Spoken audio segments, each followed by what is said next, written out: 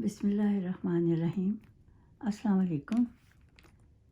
آج میں قرآن شریف کی 15ویں سورہ الحجر لے کر حاضر ہوئی ہوں۔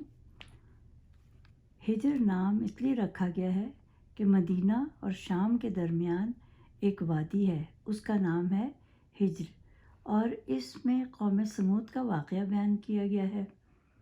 اس کے 6 رکوع اور 99 آیات ہیں اور یہ مکی سورہ ہے۔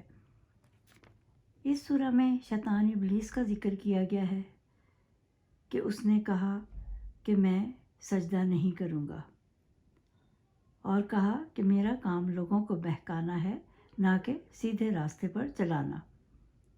اس سورہ میں اللہ تعالیٰ کہتا ہے کہ یہ کتاب میں نے نازل کی ہے اور اس کی حفاظت کا ذمہ بھی میرا ہی ہے۔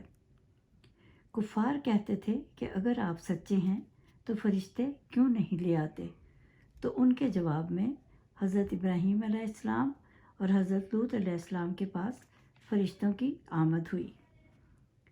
لوط علیہ السلام کو سیدون کے علاقے میں پیغمبر بنا کر بھیجا گیا،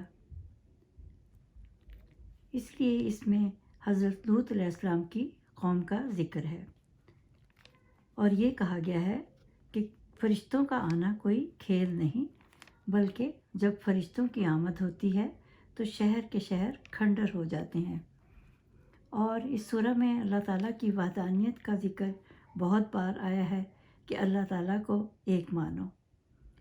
اور قوم لوط کے بارے میں یہ ہے کہ وہ مسافروں کو لوٹتے تھے اور غلط کام کرتے تھے، مرد سے غلط کام کرتے تھے اور عورت عورتوں سے۔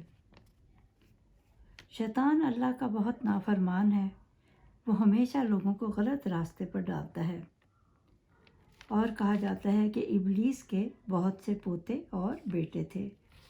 اور شیطان ایک دن انسانی صورت میں سیدون کے لوگوں کے پاس آیا اور اس نے مردوں کو مردوں کے ساتھ غلط کام کرنے کا طریقہ بتایا، تو لوگ روزانہ بدفعلی کرنے لگے۔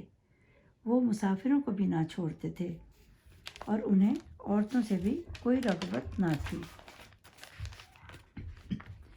اللہ تعالیٰ نے ان کی طرف لوط علیہ السلام کو بھیجا تاکہ ان کو نصیحت ہو کہ وہ خاندانی نظام کو تباہ کر رہے ہیں، اور ابلیس بہت خوش تھا۔ اس نے اپنی خوبصورت بیٹی لاقیس کو بھیجا کہ وہ عورتوں کے پاس جائے اور ان کو بھی عورت کے ساتھ غلط کام کرنے کو کہے، اور اس نے پھر ہم جنس پرستی کا سبق دیا، اور تب سے یہ غلط کام کا آغاز ہوا۔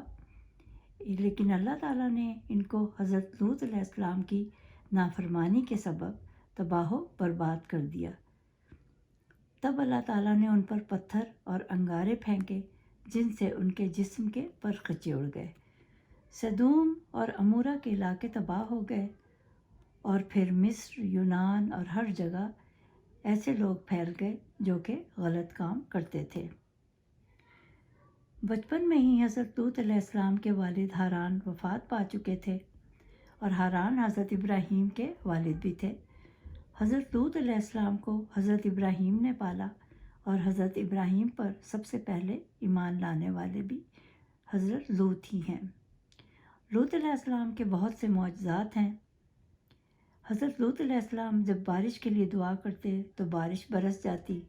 جس پتھر پر آپ سر رکھ کر سوتے اس پتھر پر ایک سر کا نشان بن جاتا۔ سدوم آپ کو بھیجا گیا ان کو سیدھا راستہ دکھانے کے لیے۔ سدوم کے آس پاس کے 4 علاقے اور تھے۔ سدوم کی قوم نے حضرت لوط سے ایک دن عذاب لانے کو کہا۔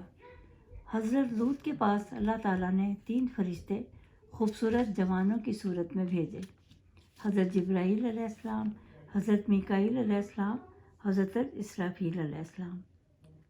حضرت لوط علیہ السلام لڑکوں کو دیکھ کر گھبرا گئے کہ اب یہ قوم ان کے ساتھ کیا کرے گی۔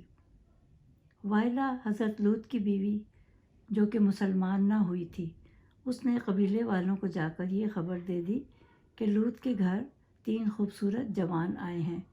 یہ سن کر وہ لوگ بھاگے آئے۔ آپ نے دروازے بند کر دیے کہ وہ اندر نہ آئیں۔ فرشتوں نے جب یہ ماجرا دیکھا تو کہا، ہم فرشتے ہیں، آپ مت گھبرائیں، ہم ان کو دیکھ لیتے ہیں۔ حضرت جبرائیل علیہ السلام نے حضرت لوط کو کہا کہ آپ یہاں سے نکل جائیں، اور وہ اپنی بیوی اور اپنے بچوں کو لے کر چلے گئے، مگر بیوی راستے سے ہی واپس اپنی بستی والوں کے پاس لوٹ آئی۔ کیونکہ وہ کافرہ تھی تو بستی والوں کے ساتھ وہ کافرہ بھی فنا ہو گئی۔ حضرت جبرائیل علیہ السلام اللہ کے حکم سے بستی کو انہوں نے جلا ڈالا، اور سدوم کے لوگوں کا نشان تک باقی نہ رہا، اور ان کو اللہ تعالیٰ نے پتھر بنا دیا۔ اسرائیل اور اردن کے درمیان بحیرہ مردار، ڈیڈ سی جس کو کہا جاتا ہے، وہاں زندگی کے کوئی آثار نہیں ہیں، اور سدوم اور عمورہ کے دیگر علاقے بھی اللہ تعالیٰ کی نافرمانی کی وجہ سے تباہ و برباد ہو گئے۔ اللہ تعالیٰ کا فرمان ہے کہ اس شخص پر خدا کی لعنت ہے جو قوم لوط والا کام کرے۔